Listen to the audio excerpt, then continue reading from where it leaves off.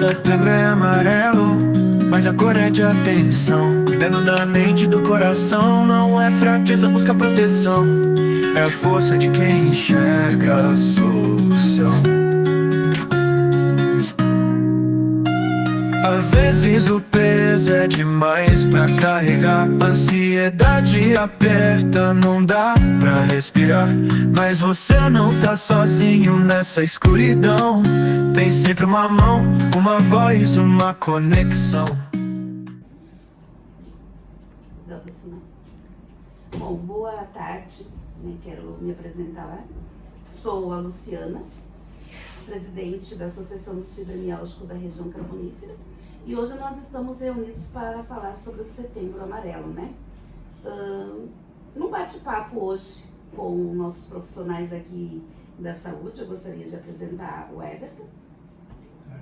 Everton, enfermeiro do CAPS Encharqueadas, especialista em saúde mental. E queremos apresentar a coordenadora, Juliana, também. Boa tarde, me chamo Juliana e estou na coordenação do CAPS há 1 ano e meio, Encharqueadas. E temos aqui junto conosco a Ângela, que é a nossa tesoureira da nossa associação. Boa tarde a todos. E temos conosco junto a minha secretária, que está sempre me acompanhando, a Rosa. Boa tarde a todos, eu sou a Rosa Tassoni. Bom, gente, a gente hoje está nesse bate-papo aqui, uma troca de experiência, uma troca de conversa, para a gente poder marcar o nosso Setembro Amarelo, na verdade, Então, o Everton, que me trouxeram com bastante referência, e a gente teve um bom diálogo ontem, Everton, e nos trouxe várias questões que nos chamou bastante atenção e que ficou gravada, E por nós não podermos estarmos com a tua participação na palestra que a gente queria, a gente está gravando esse momento para a gente trazer esses relatos todos no nosso evento. Por quê, Juliana e Everton? A gente acha muito importante trazer essa causa dentro do Setembro Amarelo, e eu tenho relatado, por onde eu tenho passado, que em si hoje a gente fala muito na dor, porque nós vivemos 24 horas com a dor. Então, como fibromialgica, já mais de 10 anos diagnosticada e trazendo o meu tratamento com bastante seriedade, eu pensei em trabalhar com temas. Achei isso importante porque nós já sofremos com a dor, mas nós temos que mostrar, na verdade, quais são os nossos pontos de gatilhos.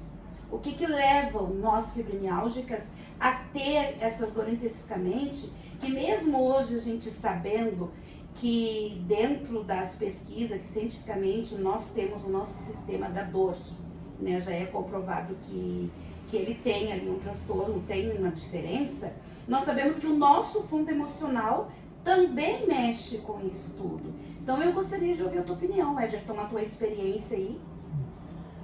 Bem, como a gente já conversou, não tem como a frase que diz do corpo sã, mente sã, se aplica muito bem à situação da fibromialgia, porque a partir do momento que tu tem um sofrimento, uma questão física, uma questão da dor, a primeira coisa que a questão tua muscular, corporal, é fazer o quê? É te contrair. A partir do momento que passa muito tempo contraído, tu vai ter mais dor. Então, acaba que juntamente com estresse, com dificuldades, se tem essa questão como gatilho para dor. A segunda questão que a gente observa também e caminha muito junto do sofrimento psíquico, do sofrimento mental, é que para os outros a fibromialgia é uma doença silenciosa. Se tu tem uma fratura, tu tá com gesso. Se tu tem um machucado, tu tá com curativo. Se tu está tratando alguma doença que tu precisa fazer um tratamento, que, por exemplo, uma quimioterapia, tu vai estar sem teu cabelo. Porém, o sofrimento psíquico, uma doença psíquica, assim como a fibromialgia, ela não é sindrômica. Então as pessoas não veem. Então eu costumo fazer a comparação disso com outras doenças clínicas, principalmente com a asma. Tu não chega pro asmático e diz para ele, não, mas olha só, olha quanto ar tem em torno de ti, por que tu não respira, Então, assim, por vezes tu vai...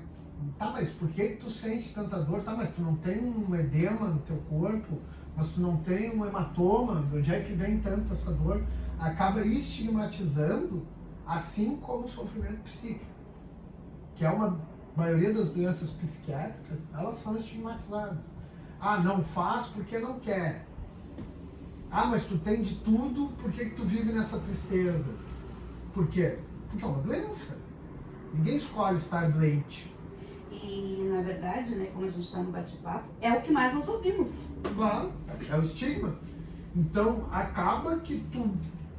Daí entra naquilo que a gente falou do coclear, né, do ouvir, várias vezes alguma coisa que tu acaba introjetando aquilo. E tu acaba em algum momento acreditando naquilo. E achando que realmente a tua questão não é uma questão clínica, mas muito mais uma questão de personalidade ou caráter, que não, será que eu estou me esforçando o bastante? Ou até de duvidar, daí vocês falam melhor que eu, de duvidar de ter a doença. Aí entra a frustração, né? Claro. Acaba a gente se frustrando dentro dessa questão, que dentro do nosso trabalho hoje, lá do princípio, Everton, é o que mais a gente ouviu falar até aqui, né? Aonde é o nosso começo, nosso primeiro começo do nosso tratamento? A nossa base, a nossa família, né? Os nossos maridos, os nossos filhos. Eu passei por isso, né? Eu tenho, como dizer isso, e passei por isso até poder realmente, né? A gente ter hoje esse conhecimento que tem e a gente conseguir, como eu te disse ontem, né? Se tornar visível um pouco hoje a questão da fibromialgia. Isso é um fato real que vocês podem realmente colocar, né? E a gente chega lá com essas queixas, né? E isso também de tu entender o teu limite. Entender até onde consegue ir. Porque também tem isso, por vezes de tu acaba ouvindo muito essa questão de não, mas tu não te esforça, não, mas não acredito que não consegue lavar uma louça, mas tu acaba por vezes fazendo coisas que naquele momento tu não tem condição de fazer e aquilo vai te abalar tua questão emocional. Por quê? Porque tu, dentro da tua limitação, tu vai acabar ultrapassando o teu limite físico, tu vai sentir dor, entendeu? Tu vai ficar mal com aquilo e ainda assim, de repente, tu não vai conseguir desenvolver qualquer coisa mais simples que ela seja. Aquilo vai gerar uma frustração muito grande em ti. Então, por vezes, a gente entender também o nosso limite, que por mais que a gente esteja frustrado, por mais que a gente esteja sofrendo, por vezes aquele efeito rebote que aquilo vai dar, tu vai lavar uma louça aqui e de repente vai passar uma semana de cama. Sabe? É real. Não, É a realidade. A gente conseguir entender isso num segundo aspecto relacionado ao Setembro Amarelo, que hoje é dia 10 de setembro, Dia Mundial da Prevenção do Suicídio, né? O que a gente pensa quanto suicídio? Tá? As pessoas que têm a tentativa de suicídio, as pessoas elas não querem cessar com a vida delas, elas não querem acabar com a vida delas.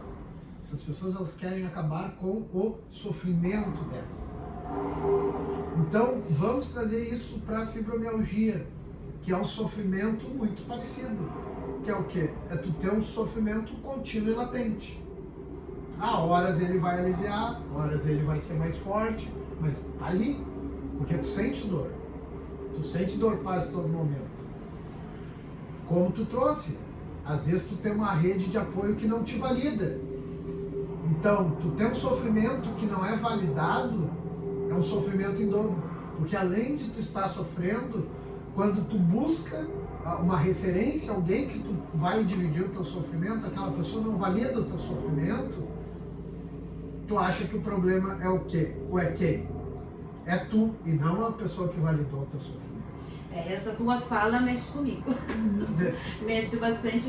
A gente sempre ressalta, eu sempre acabo, tanto nos eventos, nas gurias, quanto eu vou falar algo referente e que me traga como referência, sempre mexe o meu emocional de ter que relembrar, né? Muitas coisas na minha vida, entendeu? Mas até tu realmente conseguir conscientizar a tua família que isso, né, é real.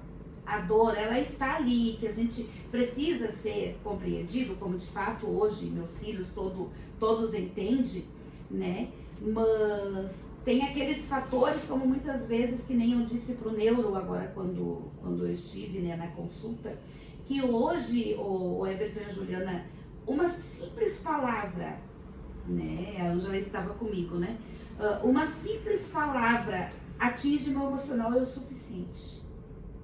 É o suficiente. E eu fiz uma comparação ontem, porque eu estive numa crise sexta-feira passada, mas eu estive numa crise de dor e junto nessa crise eu tive uma crise de pânico.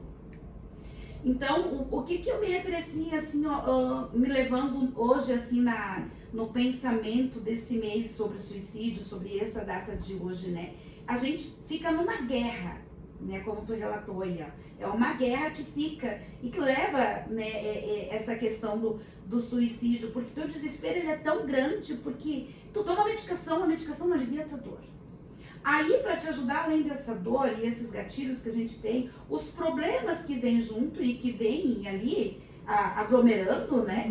E que vêm somatizando dentro da gente, se torna um desespero tão grande que se a gente não tiver esse autocuidado, esse autoacompanhamento, que eu levo com muita seriedade ao meu tratamento, acabamos, né, acontecendo isso. Como ano passado a gente teve 3 relatos, né, dentro do nosso Brasil, de 3 pessoas que acabaram de uma forma ou de outra tirando a sua vida sendo fibromialgica. Muitas vezes pelo desespero, talvez de não serem compreendidas, né, Juliana? Por não ter esse acompanhamento, ou por também não conseguir acessar e ter o socorro, porque hoje a gente sabe que tem todas essas dificuldades, mas de tu achar ali o profissional que te acolhe, que te abrace e que te deu uma palavra de coragem. Eu sempre digo e sempre falo em toda a minha fala, né? Eles dizem assim, Lu, já passou, mas eu sempre digo assim, eu tive anjos que surgiram na minha vida, pessoas que foram colocadas, profissionais que foram colocados no meu caminho, né? Sendo verdadeiro profissional, que não olharam pelo valor, mas simplesmente olharam para mim e disseram, tu precisa ser tratado, e é o que eu quero fazer contigo. Então, hoje eu faço esse trabalho voltado assim dessa forma, porque eu tive pessoas que tiveram esse olhar. Eu queria te ouvir, Juliana, o que tu fala para nós a respeito hoje, né, da coordenação do CAPS, do trabalho? Eu falo que é uma questão nossa do CAPS e da administração, essa questão do acolhimento ser a porta de entrada do serviço e que a pessoa se sinta já confortável desde o início. Então, assim, ó, a porta de entrada no CAPS é a unidade de saúde. Porém, o CAPS está de porta aberta para quem se sentir mal e para quem precisar de acolhimento, né? Ele vai ser acolhido, ninguém vai sair sem um acolhimento, sem ser ouvido.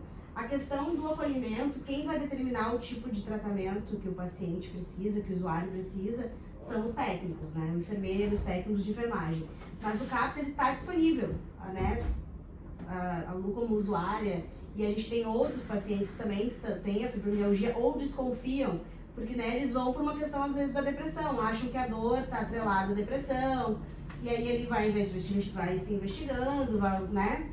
E descobre que outras pessoas também são, né, também são acometidos da fibromialgia. E aí o CAPS está de portas abertas para quem precisar ser ouvido, para quem precisar desse carinho, né, desse estender a mão, a gente está ali disponível para isso, né? E não, tipo, vou dizer assim pra vocês, assim, relativamente, né, eu, Lu, né, que nem as gurias me chamam, eu sempre fui muito recebida com muito carinho. Sempre fui muito bem acolhida pelo CAPS, né? Sempre tive aquela coisa de abrir a porta, desde a que tá limpando, desde a que tá na recepcionista, desde aquele que vai me entender, sabe? Desde o médico, desde a psicóloga. Eu sempre tive esse acolhimento, né? Eu sempre fui muito tratada com muito carinho. Eu guardo muito dentro de mim um momento que eu tive, e sei que isso não é, normas de dentro do CAPES, mas em um momento que eu estava em crise e cheguei lá, o Dr. Renato era o meu médico, e não me lembro quem é que estava de gestor na época, na coordenação, mas a Dai, né, que muito trabalhou ali com vocês, né, ela disse, Dr. Renato, interna ela é sozinha, naquela época eu estava sozinha, completamente, minha filha não estava comigo. E ela disse, interna a Lu é sozinha. Ele disse, eu não vou internar a Luciana, né? Tu chama um carro, bota a Lu dentro do carro e levem para casa. Então, assim, ó, olha o cuidado, sabe? Então, eu relato isso e tenho essa oportunidade de hoje a gente poder deixar isso registrado, que foi a Dai e a Rose, me botaram dentro do carro, me colocaram na minha cama e deixaram. Quando ela virou as costas, a minha vizinha entrou correndo, né? Então, esse carinho, sabe, esse cuidado que a saúde mental, né, que vocês têm com a gente, né, é muito importante. É muito importante esse carinho, que nem ontem eu disse pro Everton, né? A gente já recém, né, Everton? A gente teve a segunda oportunidade, realmente ontem, de poder conversar. Tivemos um diálogo muito bom e um aprendizado e uma troca de experiência muito boa, né? Nesse bate-papo vamos incluir as nossas meninas aqui, né? Eu trouxe a Ângela para que ela pudesse falar um pouquinho também da história dela, sendo aí uma fibromialgica já com 2 anos aí, sem dor praticamente, né? Com sofrimento diário, e já fez tudo que tinha que fazer, né, Ângela? Já. Faz mais ou menos uns 7 anos, um pouquinho mais, que eu fui diagnosticada com fibromialgia, né? Eu relatava muita dor, muito cansaço, e eu já tinha depressão, tinha síndrome do pânico e toque. E aí muita dor. E aí, a partir daí da fibromialgia, eu fui fazendo tratamento, né? Com psiquiatra, com psicólogo, né? Agora eu estou fazendo com neurologista. E as dores são intensas. Faz 2 anos que eu tô com dores insuportáveis todos os dias. Não tem um dia da minha vida que eu levante e digo assim, hoje eu não tenho dor, né? Já fiz até morfina no hospital, né? Quando tive crises, foi no hospital, e nem a morfina, né? Nem a morfina passa essa dor, né? E a gente vive um dia de cada vez, né? Um dia de cada vez pra ver o que vai acontecer no próximo dia, né? Hoje eu tô com dor, né? Mas a gente tá aí pra continuar, né? Um dia passa. Mas é como eu digo sempre assim, ó. Às vezes eu chego e dizem assim pra mim, hoje tu tá bem, Lu. Eu digo, eu visto um personagem cada dia, gente. Cada dia eu coloco uma personagem dentro de mim, na verdade, pra mim conseguir vencer o meu dia, né? Dentro do que o Everton pode trazer ali, a gente respeitar as nossas limitações, né, Everton? O qual isso é uma das bases, né? E que a maioria, né, a gente sabe que a maioria nos faz, que aí entra aquela questão que a gente questionou ontem, entra quando tu estás algumas horas sem dor, que entra a euforia, aquela adrenalina a 1000 no nosso corpo, e a gente quer aproveitar aquele momento todo ali, né? Mas hoje, na verdade, eu continuo com dor, estou aqui com dor, estou com o joelho aqui latejando, mas, na verdade, hoje eu simplifico a minha vida de algumas mudanças que eu tive que fazer, né? Para que eu também pudesse hoje tocar esse trabalho, representando, ao qual muitas vezes, né, Rosa, a gente já ouviu, arrumou mais, né, alguma coisa para fazer, mas eu digo para vocês que é gratificante. É gratificante a gente poder trocar essas experiências, é gratificante tu poder levar e ouvir de outras pessoas como que tu consegue sendo uma fibromialgica, né? E temos depoimentos dentro do nosso grupo ali, há mudanças, porque quando a gente montou o grupo de Charqueadas Mulheres de Fibra, e hoje nós temos a associação regional, eu levei para muitas que eu era cuidadora, né? Trabalho com a massagem, estudo a físio, né? Faço esse trabalho. E como tu consegue tudo isso, né? Então, uma questão de trabalhar o meu emocional. E daí eu gostaria de tu falasse essa questão um pouquinho do nosso emocional, né? De trabalhar essa questão, como tu entrou ali na questão de nós respeitarmos o nosso limite. E Everton, eu dentro das minhas terapias, né?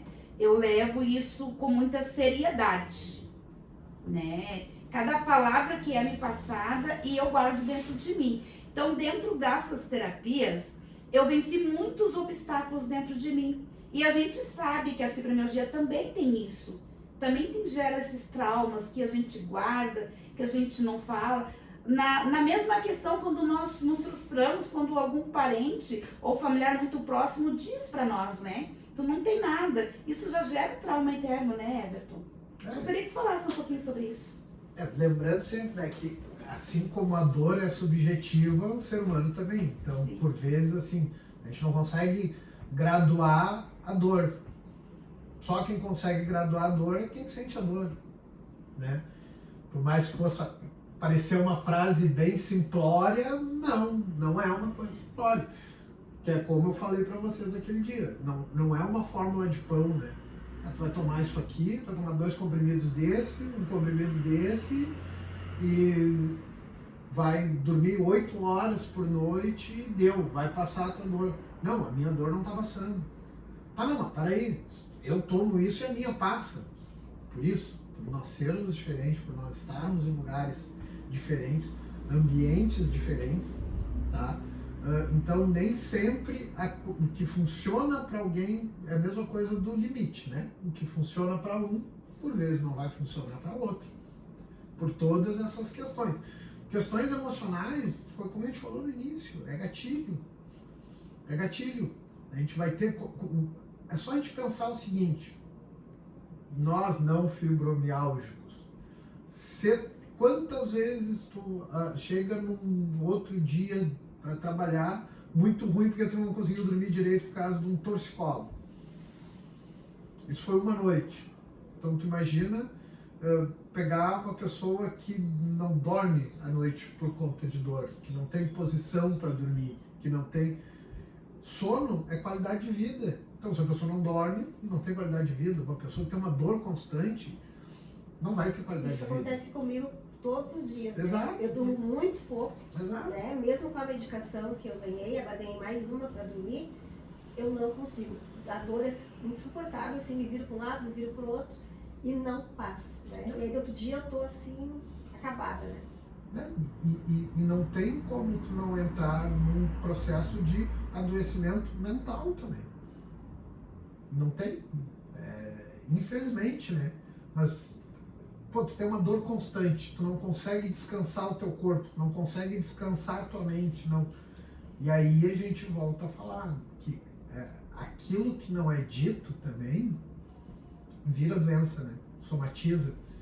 Então, no meio de tanto sofrimento, se eu não disser isso para ninguém, se eu não falar isso para ninguém, isso vai virar uma doença. Se eu não tiver um espaço para colocar isso, isso vai virar uma doença. E por vezes a gente vai guardando tanta coisa, guardando tanta coisa, guardando tanta coisa, que infelizmente chega um momento que a gente não aguenta mais. Então, a partir do momento que a gente não aguenta mais, se a gente tem uma rede de apoio, se a gente consegue se organizar, se a gente consegue fazer os nossos tratamentos, ter um apoio psicológico, conseguir ingressar conosco lá no CAPS, onde a gente tem equipe multidisciplinar, com um psiquiatra, psicólogo, equipe de enfermagem, assistência social, agora estamos pleitando educador físico, entendeu? Se tu não vai para um espaço multidisciplinar desses, tá? Onde é que vai parar toda essa dor? Você entende? Então, assim, quando a gente fala na prevenção de suicídio e na ligação da questão da fibromialgia com a doença mental, com o sofrimento psíquico, com ideação suicida, com pensamento suicida, é disso que a gente fala. Onde é que vai parar? Não só a dor do físico, mas a dor psicológica. A dor de, lembra que a gente falou, de ser invisível, de não ser aceito. Porque daí o que acontece? Ah, não, vai ter o aniversário lá. Não, mas não adianta nem convidar fulano tá sempre com dor. Não, mas... Não, É não real, é real. É real, entende? Então, vai, que tudo aí, a gente volta várias casinhas depois do coclear, vai que tu começa a te convencer o quê? Primeiro, que tu é um estorvo, que tu tá atrapalhando os outros. Verdade. Segundo, que tu é invisível. Bom, se tu é invisível e ninguém te vê, se tu sumir, ninguém vai dar falta. Entende? Então é um processo doloroso, mas é um processo real e que tem que ser conversado, né? Sabe que essa frase que tu usou aí é uma frase bem realista, porque às vezes quando eu estou no meu limite, no meu estresse, e que acho alguma coisa, eu digo, melhor é sumir, tá? Porque se sumir, resolve o problema, entendeu? E é relativo, porque a gente se... Mas a pergunta, desculpa te interromper, mas a pergunta é, resolve o problema de quem? Pois é, aí que nós entramos nesse bate-papo, não resolve o problema de ninguém, né? Na verdade, Resolve.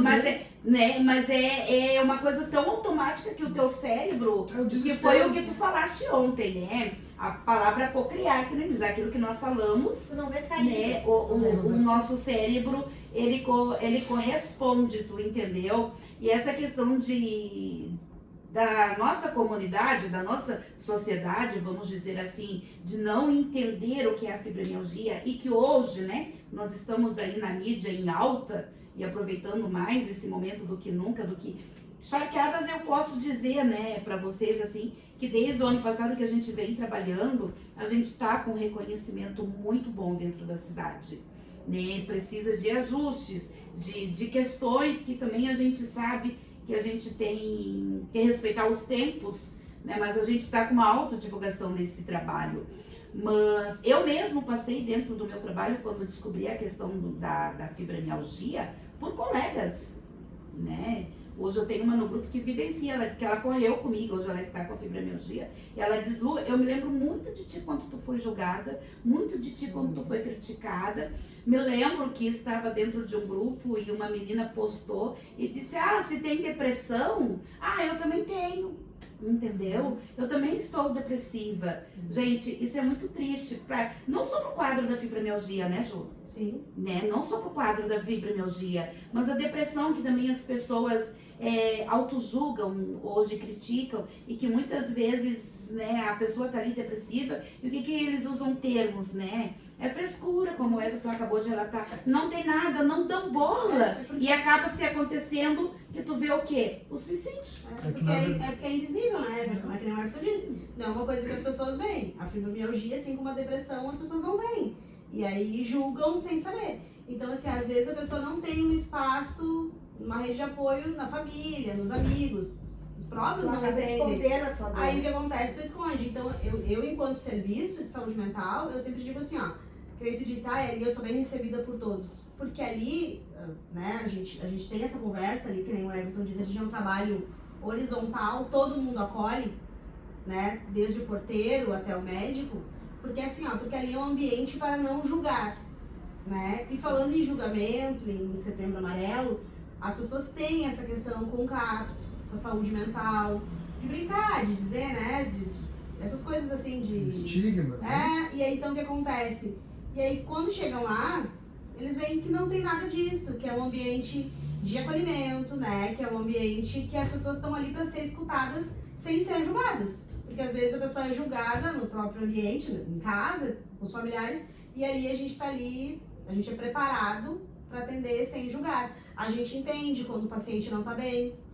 Hoje não vai nem ir porque ele não tá bem, que é o caso que acontece com quem tem a fibromialgia. A gente tem esse entendimento. Hoje ela não consegue vir porque ela não tá bem. Mas então assim, vamos remarcar, né? A gente tem essa questão de entender esses pacientes, né? Vamos falar com a Rosa, né? A minha adjuntora que tá sempre junto comigo aí, pessoal, incansavelmente, desde que a gente foi uma da terceira que começou a trabalhar comigo. Eu tenho a Silvia, que começou o trabalho incansável comigo. E hoje na associação eu tenho uma Rosa que participa de tudo junto ao meu lado, né? E daí, Rosa, relata um pouquinho. essa questão aí que vocês estão falando realmente mexe muito com a gente, porque eu sou de uma época que a fibromialgia não existia, né? Existia só a dor. E eu cheguei assim ao fundo do poço, porque eu decidi não me parecer doente, porque, como eu disse, a gente tinha um bom plano de saúde, fui dos melhores médicos, não aparecia nada em exames, e eu não queria ser vista como uma mãe doente, uma esposa doente, né? Então eu sofri bastante, guardei isso para mim e usei como os momentos que eu não conseguia suportar a dor, como se eu tivesse uma dor de coluna. Não era totalmente uma coisa da minha cabeça, porque eu tinha dores na coluna, mas já eram os pontos gatilho da fibro que a gente não sabia que era fibromialgia. Alguns dos meus médicos chegaram a falar na mialgia, né? Mas nada assim diagnosticado mesmo. E eu sempre tomei as medicações, sempre fui assim muito, como a Lu diz, muito responsável em todos os tratamentos.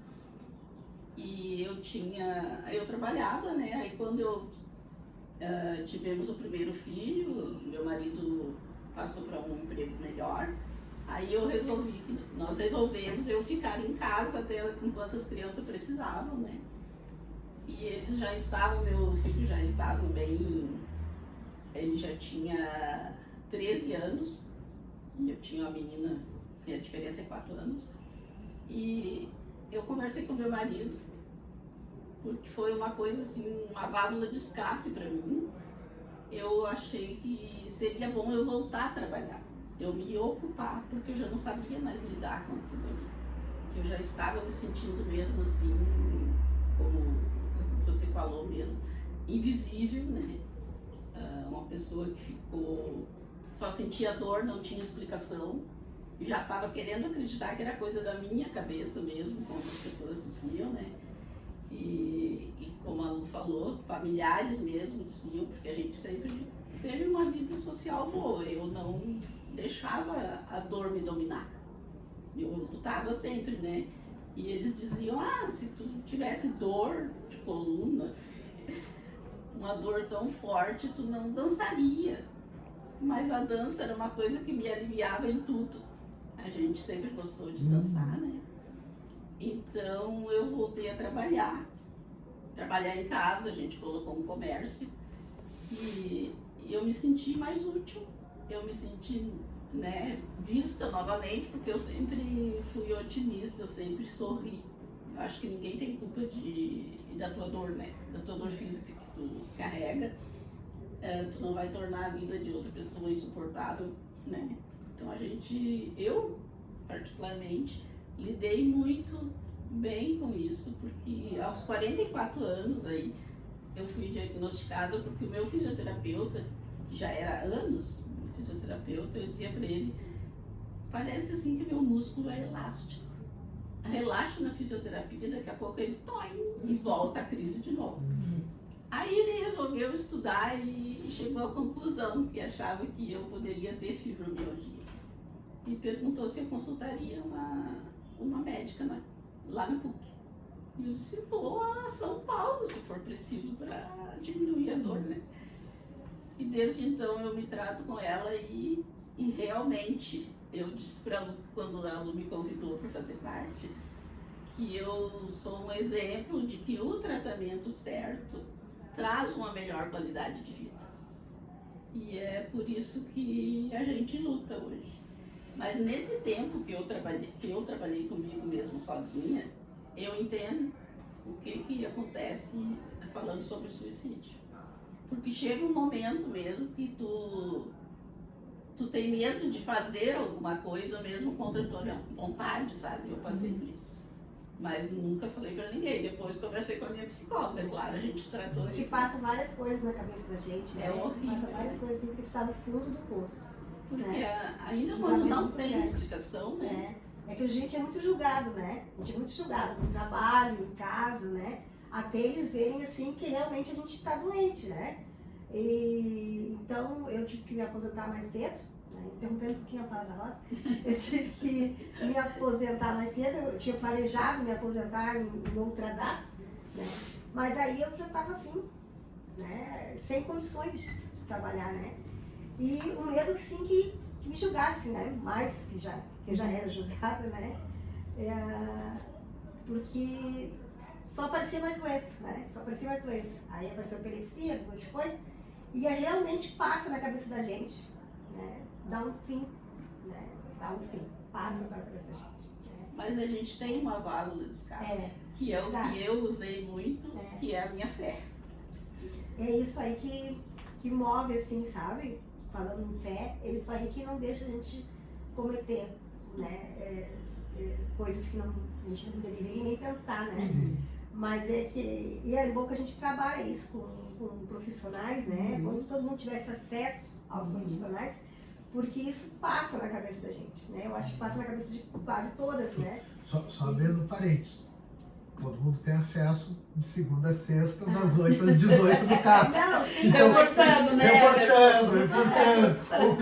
O CAPS é portas abertas. mas muita gente não sabe, né? Não, mas Então, agora depois o do pessoal tá podcast sabendo, a né? gente vai O pessoal difundir. já Hospital sabe também, né? Para um caso de emergência, ainda tem os hospitais, né? Eu já fui no hospital em anos atrás, né? Onde me disseram que eu não tinha nada, né? Vai pra casa dormir que tu tá com sono, sabe? Então assim, ó, hoje eu tenho medo de ir em alguns ambientes, entendeu? E ser julgada pela minha dor. Alguém não entender, entendeu? Então eu tenho meio receio, assim, sabe? Meio receio. É que hoje a gente começa, com o nosso trabalho, eu observo muitas mudanças, né? E com a lei hoje não sendo só municipal, nem só estadual, mas com uma lei federal já aprovada, muda-se muita coisa hoje, né? A gente tem tido uma conversa frequente com o nosso secretário de saúde e levado as queixas até ele de alguns atendimentos, de algumas coisas que acontecem na rede nossa da saúde, porque como tu disse, né, Juliana, o nosso a primeira porta que nós vamos bater, né, é no nosso posto de saúde. O nosso posto de saúde é que vai fazer a nossa avaliação e que vai te dizer, né, tu vai pro psicólogo, tu vai, né, pro psiquiatra, tu vai pra... É ele que vai dar, né, todos os caminhos. Por isso que é chamado de atenção primária. Primária. Isso. E hoje nós, dentro, né, porque relatando e deixando aqui para vocês, que esse trabalho, ele não consiste, né, só na nossa região. Nós temos um movimento hoje dentro do Brasil todo, né? E o que hoje nós estamos pedindo e o que a lei hoje exige, né? Que a rede primária, né, ela seja equiparada, entendeu? Que ela tenha a capacitação que eles precisam, na verdade, né? Eu tô indo para uma conferência sexta-feira, uma conferência da mulher, né?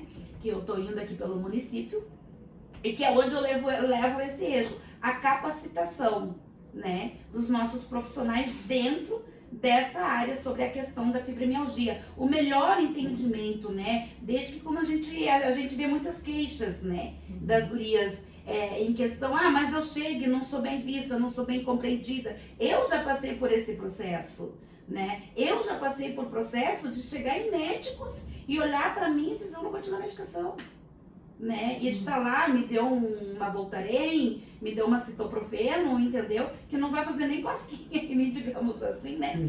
E a enfermeira chegar, não, peraí só um pouquinho, eu vou lá conversar com o médico, o teu caso é outro, sabe? Já ouvi de médicos que me viraram as costas, né? E que, na verdade, eu mesmo ouvir muito, que a gente ouve muito dos médicos quando a gente chega, também assim, para vocês terem noção, quando a gente chega, tu tá acima do peso, tu é obesa, tu é gorda, a gente ouve isso direto. Gente, isso dá uma frustração, um baque, sabe? Por isso que tu tá com dor, né? Eu mesmo, né, cheguei no meu reumatologista, achei dentre todos os que eu passei, achei um, o Dr. Renato, que ele disse, olha, Luciana, tu está obesa, mas tu tem 3 medicações que estão te ajudando. Ele, então, trocou as 3 medicações, substituiu, pediu que eu passasse para minha psiquiatra e eu perdi 20 quilos.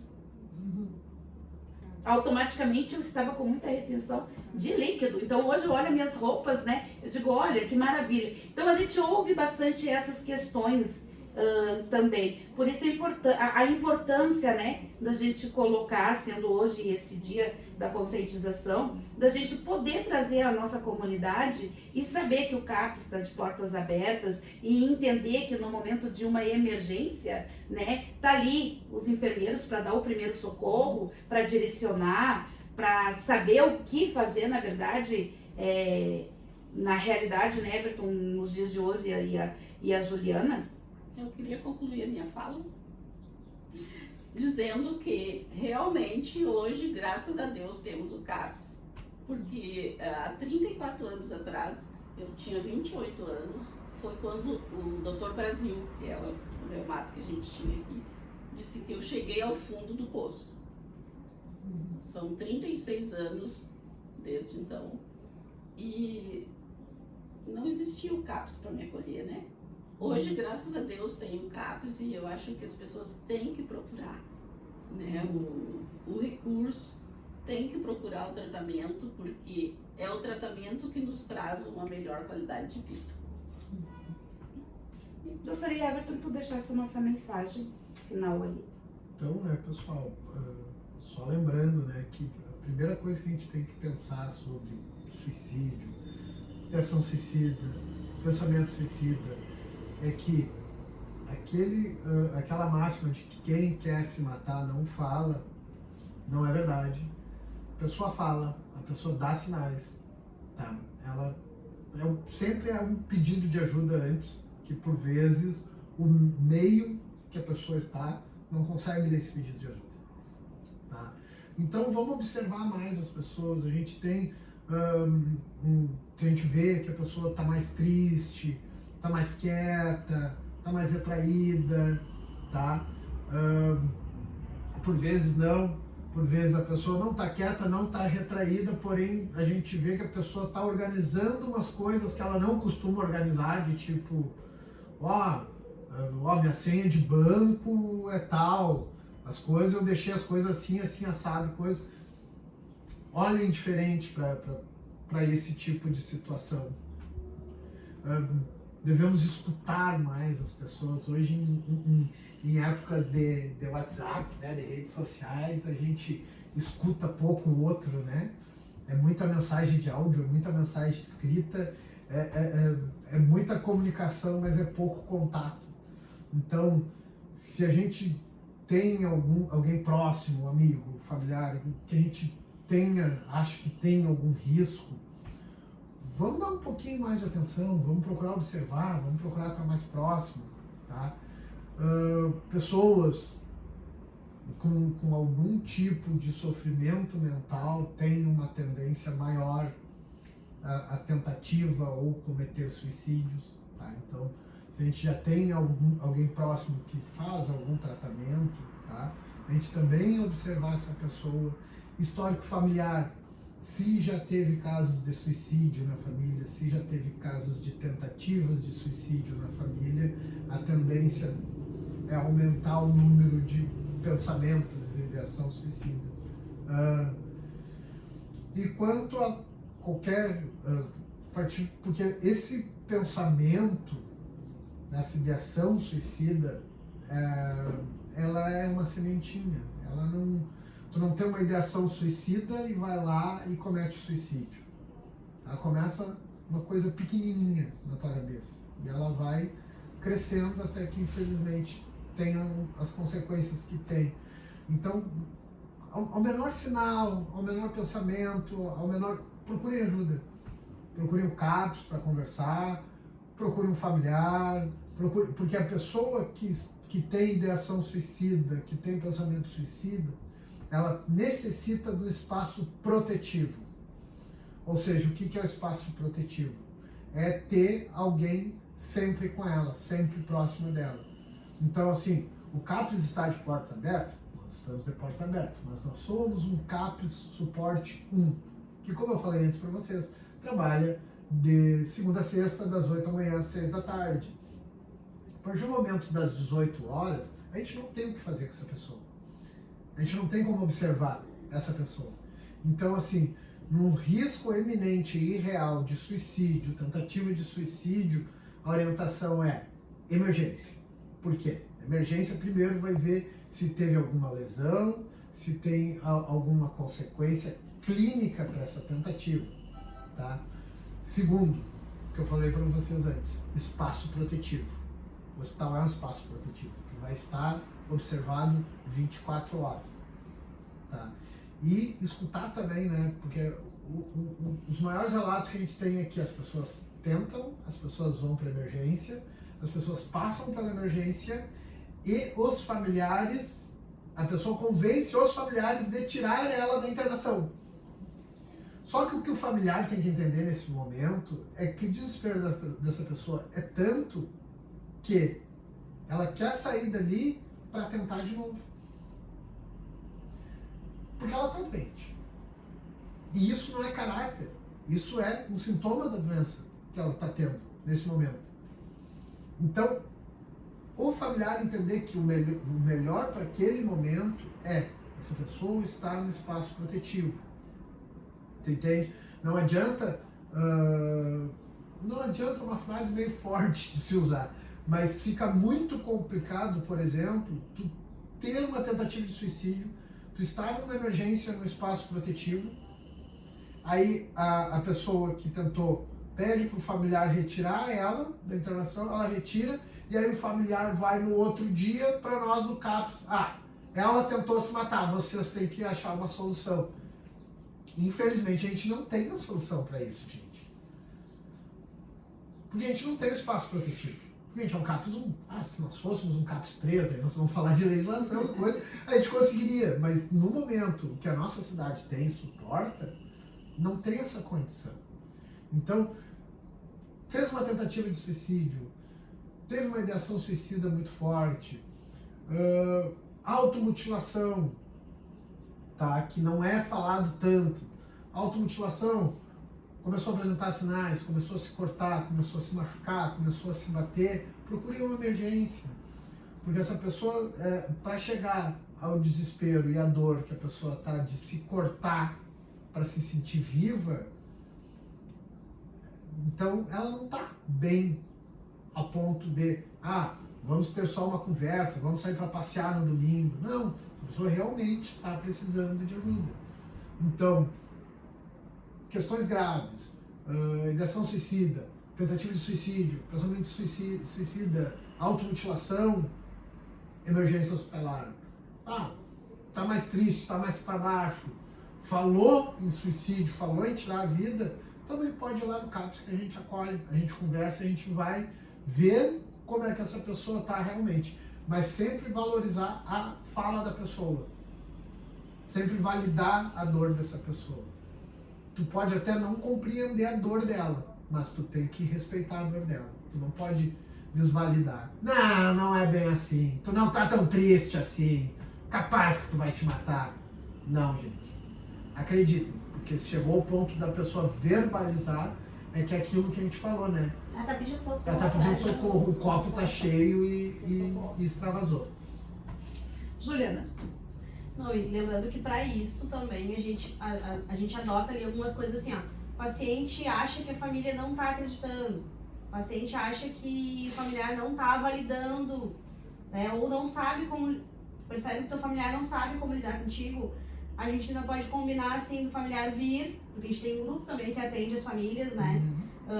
A gente tem semanalmente um grupo para atender familiares, que aí eles trazem essas questões, né? E ali um enfermeiro, técnico, ele faz essa questão de explicar para a família e validar, que a família tem que validar esse sentimento que a pessoa está sentindo, né? Porque daí talvez um terceiro falando, né, o familiar acredite, entendeu? Já que a pessoa falando não está adiantando, o CAPS também está lá para falar, para fazer esse serviço assim, de explicar para a família o quanto eles são importantes nesse processo para que a pessoa fique bem, né? Não é só tomar a medicação, fazer as terapias, a pessoa tem que ter o apoio, né, das pessoas que estão próximas, e o CAPS também faz isso.